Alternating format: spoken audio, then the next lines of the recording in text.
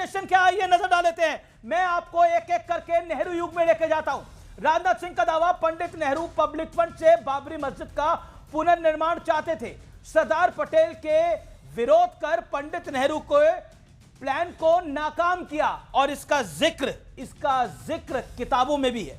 नरसिम्हा राव सरकार, 7 दिसंबर 1992, supreme court ने शाह बानो के पति को गुजारा भत्ता देने का आदेश दिया, लेकिन तत्कालीन प्रधानमंत्री राजीव गांधी की मैं बात कर रहा हूं, राजीव गांधी की, तत्कालीन प्रधानमंत्री राजीव गांधी ने सुप्रीम कोर्ट के फैसले को पलट दिया और उसके खिलाफ संसद में कानून बनाया। नरसिम्हा राव सरकार, 7 दिसंबर 1992, तत्कालीन प्रधानमंत्री नरसिम्हा राव ने भरी संसद में उसी स्थान पर बाबरी मस्जिद बनवाने का वादा किया। 7 दिसंबर 1992, मनमोहन सिंह की सरकार, भगवा आतंकवाद की थ्योरी गढ़ी गई। 5 मार्च 2014 को चुनाव से ऐन पहले दिल्ली में प्राइम लोकेशन की 123 प्रॉपर्टीज को वक्फ को सौंप दिया गया। राहुल गांधी का दौर आता है। विकीलीक्स का बड़ा दावा है, जुलाई 2009 का, बराक ओबामा से मुलाकात में राहुल गांधी ने हिंदू एक्सट्रीमिस्ट को लश्कर तैयबा से भी बड़ा खतरा बताया था। उर्दू अखबार इनकलाब जुलाई 2018 में लिखता है, राहुल ने कांग्रेस को मुसलमानों की पार्टी बताया। राहुल गांधी के ये दौर की मैं बात कर रहा हूं। और अब आता हूं मैं रेवंत रेड्डी की बात करता हूं। 7 नवंबर 2025, मुसलमानों को संबोधित करते हुए कहा, कांग्रेस मुस्लिम है और मुस्लिम ही कांग्रेस है। उसके बाद जो 2 बार, हिंदू धर्म में कितने भगवान हैं? 3 करोड़। जो अविवाहित हैं उनके लिए भगवान हनुमान है। जो 2 बार शादी करते हैं उनके लिए भगवान अलग है। जो शराब पीते हैं उनके लिए एक ही भगवान है। मुर्गा खाने वाले लोगों के लिए अलग भगवान है। यह रेवंत रेड्डी ने बोला और इसी पर पूरा तूफान मचा। लेकिन बड़ा सवाल यह है आज का, क्योंकि राजनाथ सिंह ने बड़ी बात बोली है, क्या इतिहास से वर्तमान तक तुष्टीकरण ही कांग्रेस का असली पॉलिटिकल एजेंडा है? इस पर बात करने के लिए मेरे साथ कई दिग्गज हैं और एक सरप्राइज गेस्ट भी जुड़ेगा। लेकिन अजय आलोक मार्तंड भारतीय जनता पार्टी के हैं, चरण सिंह सापरा कांग्रेस पार्टी के प्रवक्ता हैं, मेरे साथ अनुराग भदौरिया हैं, समाजवादी पार्टी के, शुभ्रास्त्रा जानी मानी राइटर हैं, वो जुड़ेंगी, और Somnath Bharti former law minister Delhi के हैं। लेकिन एक बड़ी सरप्राइज एंट्री है मेरे साथ इमरान मसूद स्टूडियोज में है, कांग्रेस के कद्दावर नेता, पश्चिमी पूरे उत्तर प्रदेश के कांग्रेस के बड़े नेता इमरान मसूद मेरे साथ स्टूडियोज में। इमरान भाई आप आइए, मेंबर ऑफ पार्लियामेंट है, इमरान मसूद का अभिनंदन है। इमरान मसूद आपका स्वागत है इस चर्चा के अंदर, आइए बैठिए आप प्लीज। इमरान मसूद जी, सबसे पहला सवाल आप ही से कर लेते हैं, कांग्रेस की तुष्टीकरण की नीति कल, आज और कल जो राजनाथ सिंह ने बात बोली उसमें कितना दम है? देखिए, राजनाथ सिंह जी ने जो बात बोली वो मुझे नहीं समझ में आता उन्होंने कहाँ से निकाल कर बोली। हमें तो एक ही चीज़ की जानकारी है कि सरदार पटेल जी ने, जिनका जिक्र उन्होंने किया, सरदार पटेल जी ने चिट्ठी लिखी थी और चिट्ठी के अंदर लिखा था आरएसएस की गतिविधियों को जान करके, और उन गतिविधियों को देखते हुए उन्होंने आरएसएस के ऊपर बैन करने का काम किया था। जहाँ तक पंडित जवाहरलाल नेहरू की बात है, तो पंडित जवाहरलाल नेहरू तो पूरे देश को एक सूत्र में पिरोना चाहते थे। वो तो अपने विपरीत विचारधारा के लोगों को भी साथ लाना चाहते थे। उन्होंने श्यामा प्रसाद मुखर्जी जी को इसीलिए शामिल किया। उन्होंने एक सेकंड सर जी, उन्होंने ही थे। अगर सरदार पटेल रहते तो ये आरएसएस आगे बढ़ ही ना पाती। वो तो पंडित जवाहरलाल नेहरू थे जिन्होंने एक सेकंड पंडित जवाहरलाल नेहरू थे जिन्होंने इसके ऊपर से बैन हटाया था, वरना सरदार पटेल साहब ने तो बैन किया था। इमरान मसूद, आपसे मेरा एक बड़ा सवाल है, 1950 के आसपास बाबरी मस्जिद अयोध्या के रेनोवेशन का मुद्दा उठा। नेहरू, ये मैं inside story of Sardar Patel, the diary of Maniben Patel, उनकी किताब से मैं उठा के लेकर आया हूं। उन्होंने उसका कड़ा विरोध किया, जिसको राजनाथ सिंह ने जिस बात को बोला है। और पंडित नेहरू चाहते थे बाबरी मस्जिद किसी के सरकारी फंड से बने। सुनिए मेरी बात, पर जकात से मस्जिद बन सकती है क्या? पंडित जवाहरलाल नेहरू प्राइम मिनिस्टर थे और उनके द्वारा कही गई विरोध या कही गई कोई भी बात दस्तावेज होगी। वो किसी के कहे के ऊपर नहीं आप यकीन कर सकते, वो दस्तावेज हो गया। अगर उन्होंने किसी को चिट्ठी लिखी, पर ये बात तो सत्य है ना, सोमनाथ मंदिर में जब राजेंद्र प्रसाद तत्कालीन प्रेसिडेंट जा रहे थे तो पंडित नेहरू ने उनको रोका था, वो तो सत्य ही है। नहीं, देखिए एक बात सुनिए, बीजेपी कह रही है कि तुष्टीकरण की आदत कांग्रेस की पुरानी है, नेहरू से लेके राहुल गांधी तक। नेहरू जी की वजह से तो बैठे हो। अगर सरदार पटेल ने जो काम किया था वो कर दिया होता तो यहां बैठे ही ना होते। ये विचारधारा ही ना रहती जो जिसके लिए सरदार पटेल ने आपको इतनी सख्ती के सासाथ बैन किया था। तो बाद में खोला भी तो बैन सरदार पटेल ने। सरदार पटेल ने नहीं नहीं नहीं सरदार पटेल ने नहीं नहीं नहीं 1966 के 1962 में या 66 में कहा करके पंडित जवाहरलाल नेहरू। देखिए पंडित नेहरू की बात, उसके बाद राजीव गांधी ने शाहबानो का फैसला पलट दिया, वहां तुष्टीकरण हुआ। उसके बाद एक मिनट, संविधान के अंदर यह अधिकार है कि मैं अपने धार्मिक मसलों को बिल्कुल आजादी के साथ मानूंगा, मेरे किसी पर्सनल लॉज के अंदर दखल नहीं होगा। तो ये तो संवैधानिक चीज थी, इसके अंदर पलटना क्या था? पलटा ना, सुप्रीम कोर्ट ने तो उसको गुजारा भत्ता दिया ही था, पलट दिया। तो ये कुल मिलाकर तुष्टीकरण तो है ही, कांग्रेस पार्टी कर रही है ना। हाँ, जब भी तो 1947 के अंदर 37% थे, और जिस माइनर सच्चर कमीशन की रिपोर्ट को आधार बना करके वक्फ की संपत्तियों को हड़पा जा रहा है, उस आधार के अंदर ही अगर कहेंगे तो 1.36% रह गए थे। यही तो तुष्टीकरण है। मिला गया हमको, कांग्रेस को गाली मिली और मुसलमान खाली हो गया। नहीं तो कांग्रेस ही तो, अच्छा एक बात बताइए, अभी जो कहा जा रहा है कि कांग्रेस ही मुस्लिम है और मुस्लिम ही कांग्रेस है, आपका सीएम कह रहा है रेवंत रेड्डी, सही कह रहा है गलत? देखिए मुझे एक बात बताइए, मुसलमान और हिंदू के अलावा इस देश के अंदर चर्चा क्यों नहीं होती कि आज डॉलर रेवंत रेड्डी बीजेपी के? अच्छा ये बताइए, रेवंत रेड्डी बीजेपी के हैं क्या? नहीं, आज इस पे चर्चा क्यों नहीं होती? सीएम किसके हैं? आपकी पार्टी के हैं ना? नहीं, ये देखिए हर वक्त हिंदू और मुसलमान पे चर्चा रहेगी, मंदिर पे चर्चा रहेगी। अरे मंदिर बन गया, चल गया, मंदिर बन गया, मस्जिद बन गई, गुरुद्वारा बन गया, चर्च बन गया, ये व्यक्तिगत मामले हैं। धर्म अब आपका अपना मसला है कि धर्म आप व्यक्तिगत रूप से क्या आपने एक बात को बोला, मैं पूछूं रेवंत रेड्डी किस पार्टी के हैं? नहीं रेवंत, एक बात बताइए, जो रेवंत जी ने आज बयान दिया मैं उससे सहमत नहीं हूं। वो मेरी पार्टी के हो तो क्या हुआ? 7 नवंबर को बयान दिया कि कांग्रेस मुस्लिम है और मुस्लिम ही कांग्रेस है। नहीं देखिए मुझे नहीं पता ये बयान क्या है, कांग्रेस ही मुस्लिम और मुस्लिम ही कांग्रेस है, मुझे नहीं पता। लेकिन मुसलमान इस देश में होना गाली हो गया क्या? कि मुसलमान है तो गाली नहीं है, बिल्कुल गाली नहीं है। लेकिन कटेंगे तो कटेंगे क्या? हमें किस बात के लिए टारगेट किया जा रहा भाई? हमें किस बात के लिए? और वो टारगेट करेंगे, हमें उठा करके वो टारगेट कर रहे हैं जिनका कोई मतलब नहीं होता है। नहीं, मुसलमान वोट के पीछे समाजवादी पार्टी भी है, राजद भी है, कांग्रेस भी है। अब बताइए। नहीं देखिए, मुसलमान क्या सिर्फ वोट रहेगा देश के अंदर? तो वोट बैंक ही तो बना दी है। नहीं, सिर्फ वोट रहेगा क्या मुसलमान देश के अंदर? मुसलमान के बुनियादी मसलों के ऊपर बात क्यों नहीं करते हैं? मुसलमान के बुनियादी मसलों के ऊपर आप बताइए। सारी स्कॉलरशिप केंद्र सरकार ने रोक के रखी। मैं आपका बड़ा सम्मान करता हूं, आप उत्तर प्रदेश कांग्रेस के सबसे बड़े नेताओं में से एक हैं। मेरा आपसे प्रश्न बड़ा सीधा है। पश्चिमी उत्तर प्रदेश से आप आते हैं, सहारनपुर से आप मेंबर ऑफ पार्लियामेंट है, उस इलाके के आप बड़े नेता हैं। मैं आपसे बड़ा सीधा सवाल पूछता हूं, तेलंगाना सीएम कांग्रेस के हैं, उन्होंने भी ये बात बोली कि मुसलमान कांग्रेस के, कांग्रेस मुसलमानों की है। ये बात बीजेपी ने तो नहीं बोली ना। मुसलमान करे क्या? बीजेपी तो गले लगाती नहीं इनको जी। बीजेपी तो इन्हें बांटने और काटने और गाली देने के अलावा दूसरा काम करती नहीं। ठीक है, तो क्या करे बेचारा मुसलमान? ठीक है, मैं पूछता हूं, मैं अजय आलोक के पास जाता हूं। अजय आलोक, इमरान मसूद हमारे साथ कुछ ही देर के लिए है। मैं आपसे पूछता हूं, आप मुसलमानों को टारगेट करते हैं और अगर वो मुसलमानों को ठंडा पानी पिलाते हैं, उनको आराम देते हैं, तो तकलीफ क्या है? मुसलमान भी तो इस देश का नागरिक है, उसे बाहर तो नहीं निकाला जा सकता।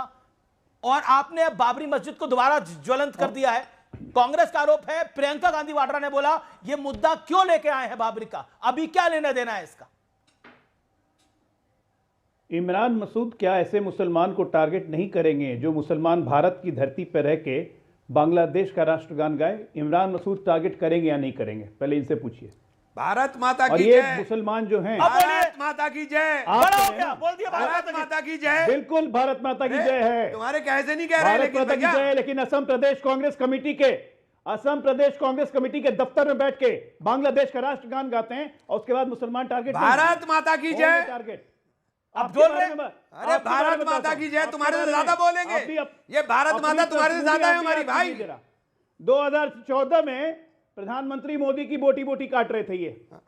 अभी डॉक्टर उमर जो पकड़ाया उसको मिसगाइडेड यूथ कहते हैं। आपके प्राइम मिनिस्टर मिसगाइडेड यूथ बता रहे थे कश्मीर के अंदर। भगत सिंह, अरे आपके प्राइम मिनिस्टर बता रहे थे, भगत सिंह आपके प्राइम मिनिस्टर बता रहे थे कि हम हमारा भगत सिंह जमीन के लिए लड़ रहे हैं। आपके प्राइम मिनिस्टर ने मिसगाइडेड यूथ का और कश्मीर के अंदर का। एक सेकंड आ जाओ, इमरान मसूद कह रहे हैं, वो कह रहे प्राइम मिनिस्टर नरेंद्र मोदी ने बोला जिहादियों को ऑल आउट करते हो।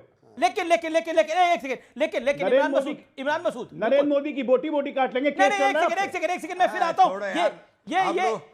ये एक सेकंड, इमरान मसूद, जो कि महत्वपूर्ण पॉइंट है, क्या आपको लगता है भगवा आतंकवाद की थ्योरी डॉक्टर मनमोहन सिंह की सरकार में गढ़ी गई? तो एक क्रोनोलॉजी तो है ना, एक पुराना इतिहास तो है। आतंकवाद का, आतंकवाद ना भगवा होता ना हरा होता। पर कांग्रेस ने बोला, आतंकवाद, सुनिए, चिदम्बरम ने बोला, शिंदे ने बोला। आपने सवाल मुझसे पूछा जी, तो मैं जवाब दे रहा हूं। तो जवाब दीजिए ना। आतंकवाद आतंकवाद है, और आतंकवाद का एक इलाज है, वो है गोली।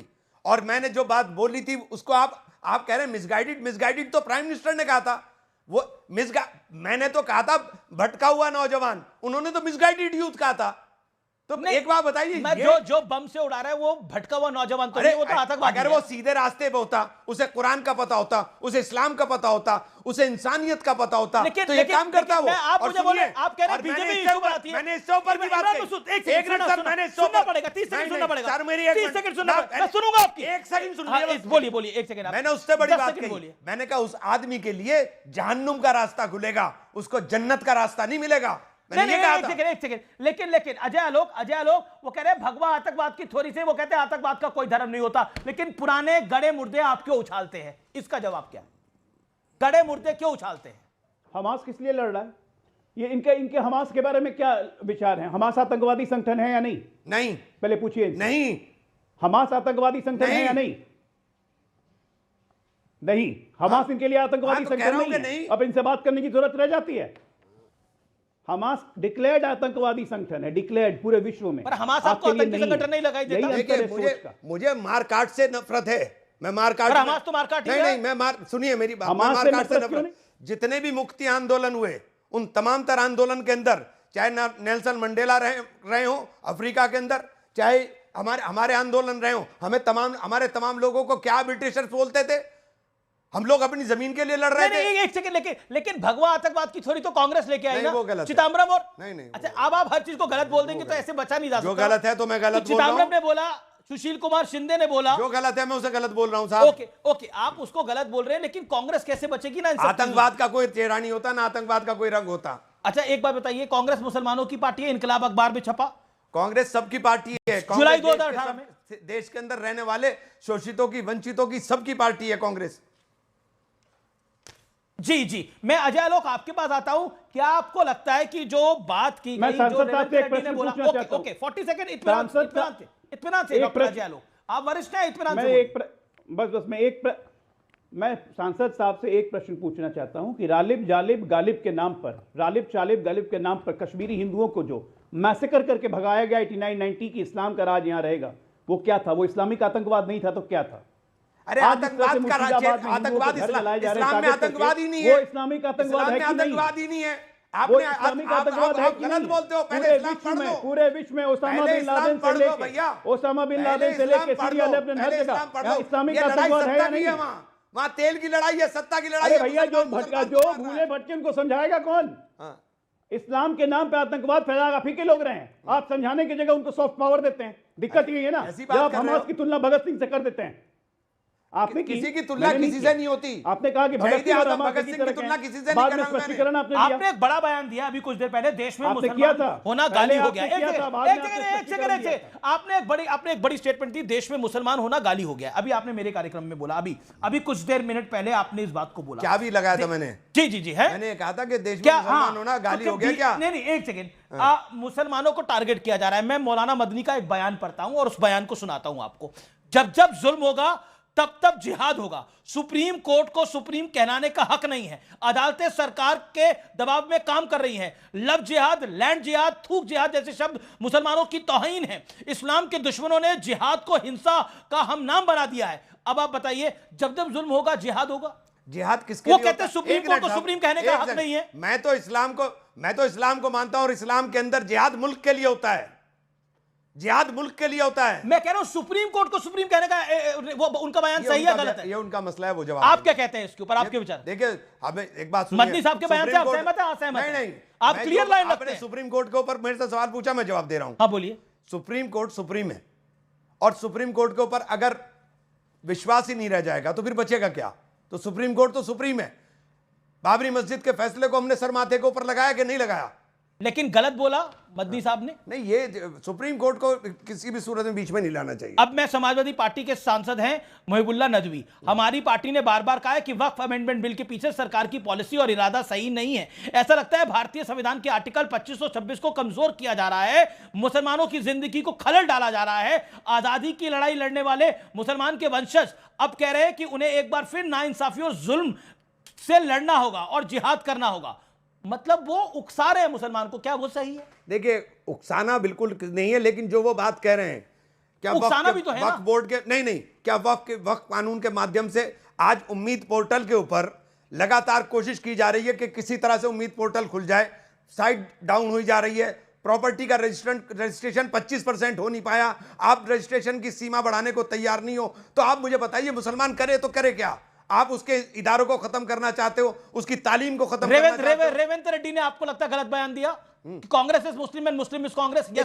देखिए, कांग्रेस तो सबकी पार्टी है, कांग्रेस मुस्लिम पर बोला रेवंत रेड्डी ने, गलत बोला? नहीं, कांग्रेस मुस्लिम की पार्टी नहीं, मैं उससे सहमत ओके, बहुत बहुत शुक्रिया आपका हमारे साथ आने के लिए, आप हमारे साथ जुड़े, आपका बहुत बहुत शुक्रिया। मैं सीधा रुख करता हूं हमारे बाकी मेहमानों का। सुब्राष्ट्रा हमारे साथ है, हमारे साथ चरण सिंह सापरा हैं, अनुराग भदौरिया हैं। मैं सीधा अनुराग आपके पास आता हूं। क्या आपको लगता है ये जो पूरा मसला हुआ है, ये जो पूरा मैटर हुआ है, इसके अंदर अब बिल्कुल स्पष्ट है बात जो कि राजनाथ सिंह ने बोला है, तुष्टीकरण इज इक्वल टू ऑपोजिशन? देखिए, आपने सही बोला, भारतीय जनता पार्टी नफरत कल भी करती थी, आज भी और कल भी है। उनका नफरत के अलावा कोई एजेंडा नहीं है। अभी अभी देखिए, एक कांग्रेस के सांसद बैठे थे, इमरान मसूद ने कहा कि भारत माता की जय, तो बीजेपी के जो प्रवक्ता थे उनका चेहरा सूख गया, उनको लगा एजेंडा ही नहीं मिला मुझे, तो भारत माता की जय बोल दी उन्होंने और परेशान हो गए, हड़बड़ा गए, घबरा गए, तो हमास की तरफ भाग गए। अरे भैया, हिंदुस्तान की बात करते करते हमास पे भाग गए, फिर उनसे भी फिर देखा और भी कुछ नहीं हो रहा है। सवाल यह है, इस देश के अंदर में जो हिंदुस्तानी मुसलमान है वो हिंदुस्तान के साथ रहता है, हिंदुस्तानियत के साथ रहता है, और हिंदुस्तानी मतलब हिंदू। लेकिन जो रेवंत रेड्डी ने बोला, हिंदू हिंदू हिंदू हिंदू भगवानों के बारे में, क्या वो सही बोला गलत बोला, मुझे बताइए। आज नहीं, देखिए मैं उस पर ही बोल रहा हूं, पहले एक्चुअली मुझे 20 सेकंड दे दो, मैं उस पर जवाब दूंगा और खुल के जवाब दूंगा। मैंने कहा भारतीय जनता पार्टी के पास अभी क्या है कि 11 साल की भारतीय जनता पार्टी की सरकार है, वो अभी विकास पे बात नहीं कर पा रही है, वो बार बार धर्म की राजनीति पे जा रही है। वो नहीं जवाब दे रही हवा में जहर क्यों है, वो नहीं जवाब दे रही बीएलओ की मौतें क्यों है। अरे 10 सेकंड दो तो सही भाई, मैं जवाब दूंगा, 10 सेकंड बोलने दो यार। पिस्टल मेरे दिमाग पे मत लगाओ यार, आप तो ऐसे जवाब लेते हो जैसे मेरे दिमाग में पिस्टल लगा दिया। कोई जवाब नहीं लगा रहा है यहाँ, कट्टा नहीं लगता। आपसे कह रहा हूं, आप ऐसी बातें करते हो यार, एकदम तान देते हो भाई, मुझे बोलने तो दो भाई, 10 सेकंड बोलने दो। बोलो। मैंने कहा कि भारतीय जनता पार्टी की 11 साल से सरकार है इस देश के अंदर में, 11 साल में भारतीय जनता पार्टी ने क्या किया उसका जवाब नहीं दे पा रही, क्योंकि हवा में जहर क्यों है, जिस लोगों को सांस लेना मुश्किल हो गया, बीएलओ की मौतें क्यों हो रही हैं, कब सिर्फ यहां नकली क्यों बिक रहा है, जिससे बच्चों की जाने जा रही होंगी, ना जाने कितने लोग परेशान हो रहे हैं। $90 90 का हो गया, ये $90 90 का हो गया, डेली आप बोलते हैं। मेरा प्रश्न ये है, मैं चरण सिंह के पास जाता हूं, फिर मैं आपके पास आता हूं, फिर मैं आपके पास आता हूं। रेवंत रेड्डी पे भाई आ गया, रेवंत रेड्डी पे सुन तो लो। चरण सिंह ने रेवंत रेड्डी पे कुछ नहीं बोला, वो आपके लिए इंपॉर्टेंट नहीं है। हिंदू भगवानों को लेकर इतनी खराब बात बोली गई, वो आपके लिए महत्वपूर्ण ही नहीं है। वो बताता है आपके लिए, वो इंपॉर्टेंस लेवल पे कहां नीचे आता है, वो बताता है आपके लिए। आपने उस पर कुछ नहीं बोला, आपने 2 मिनट बोला, लेकिन हिंदू भगवानों को लेकर जो अभद्र टिप्पणी करी, उस पर डॉक्टर अनुराग भदौरिया शांत रहे। कितने बड़े हिंदू के ज्ञाता हो, आप चुप हो जाओ, आप चुप हो जाइए, मुझे बोलने दीजिए। नहीं, इसमें हिंदू के ज्ञाता वाली क्या बात है? बहुत बड़े नहीं, भगवान शंकर को कोई खराब बोलेगा तो मुझे तो बुरा लगेगा, बजरंग बली को कोई खराब बोलेगा मुझे तो बुरा लगेगा। एक सेकंड, यही पोल करा लेते हैं। चुब्रास्ता, एक सेकंड शांत होइए, ऑडियो डाउन करिए आप।